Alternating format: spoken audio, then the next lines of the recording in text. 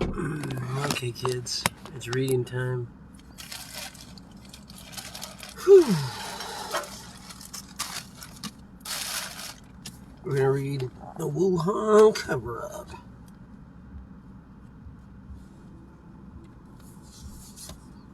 And the Terrifying Bioweapons Arm Race by Robert F. Kennedy, Jr. This book is so thoroughly documented. It's got copious footnotes. Okay, chapter 10 we're on. It's Vietnam.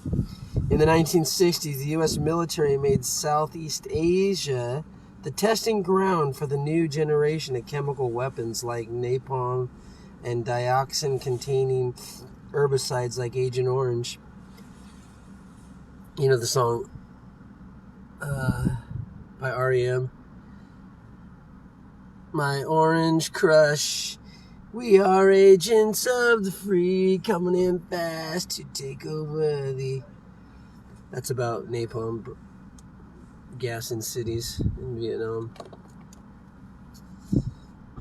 By May 1967, Deputy Secretary of Defense Cyrus R. So is the song, Have you ever seen the rain falling down on a sunny day? That was about carpet bombing Laos and Vietnam and Cambodia during the Vietnam War. Okay.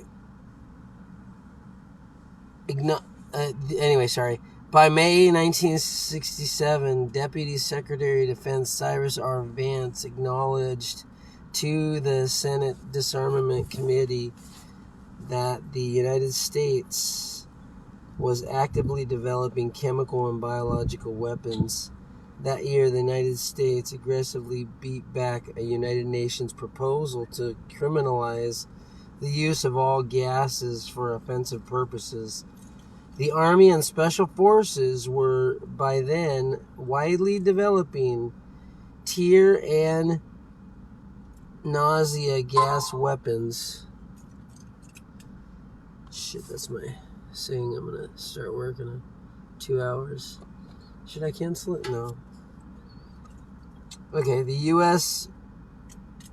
officials argued that the 1928 Geneva Protocol did not specifically cover non-lethal gases, and that, besides, the U.S. government was using the same weapons back at home against its own citizens when they engaged in civil rights and anti-war protests.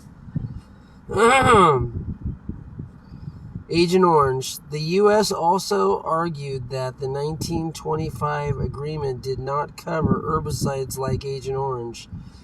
The paperclip scientist Fritz Hoffmann, these are Nazis that came over under Operation Paperclip to start the CIA, and NASA.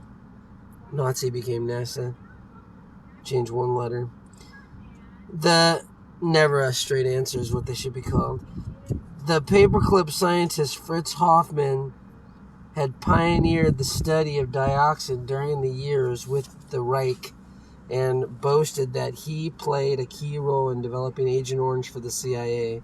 Many scientists regard dioxin as one of the world's most dangerous non-radioactive molecules.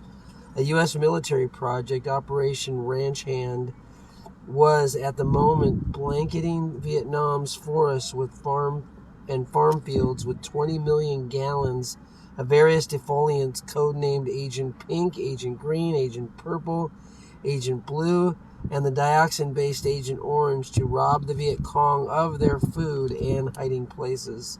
The Pentagon purchased tons of millions of dollars worth of defoliants and herbicides from 9 companies, including Dow Chemicals and Monsanto, enough for 12,000 sorties by Air Force C-123 stealth planes, each carrying a 1,000-gallon, 10,000-pound load.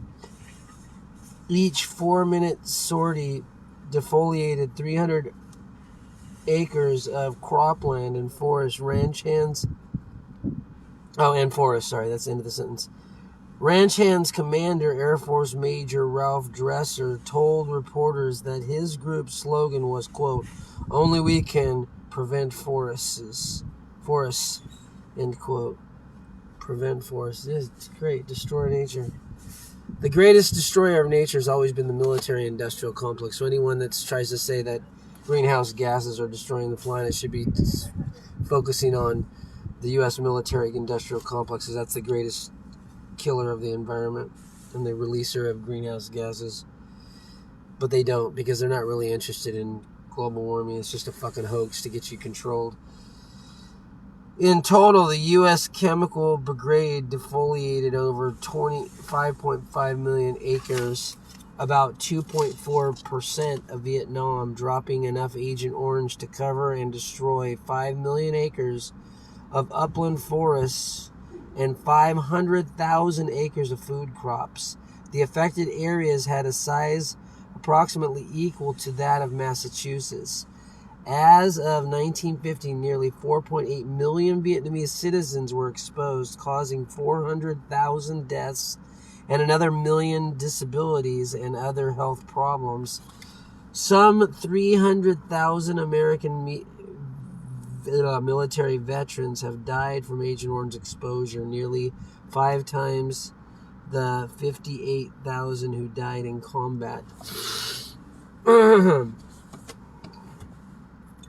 Not surprisingly, prior to destroying Agent Orange and its uber carcinogenic component dioxin on U.S. soldiers, the Vietnamese, their food, and their lands, the sociopaths at Fort Detrick's first experimented with the chemical using poison prisoners at the Holmberg State Prison in Philadelphia. So people always tell me, why would they be chemtrailing our skies in California? Why won't they do it other places?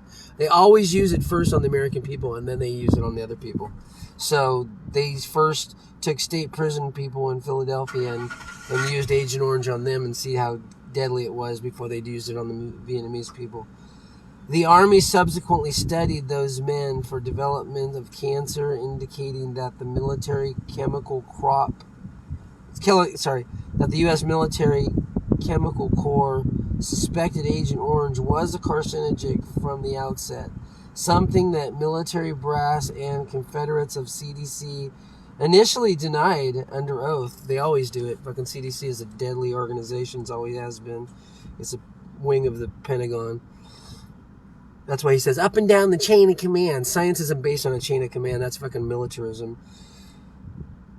Perjured congressional testimony and a litany of fraudulent studies allowed the mastermind of the Agent Orange cancer cover-up, a CDC official named Colleen Boyle, to shield the Veteran Administration from paying benefits for cancer and other dioxin-induced injuries to U.S. soldiers for nearly a decade. My uncle, Senator Edward Kennedy's Senate committee finally exposed that fraud, and Boyle left the post in disgrace. The CDC immediately moved her to the agency's National Center on Birth Defects. Oh, birth defects. Oh, she's going to be good at that. She can cause a lot of birth defects, like probably more than fucking Bill Gates can cause. Okay, Bill Gates probably caused more birth defects than anyone in the world, though. He is a birth defect. Kermit the Frog on steroids.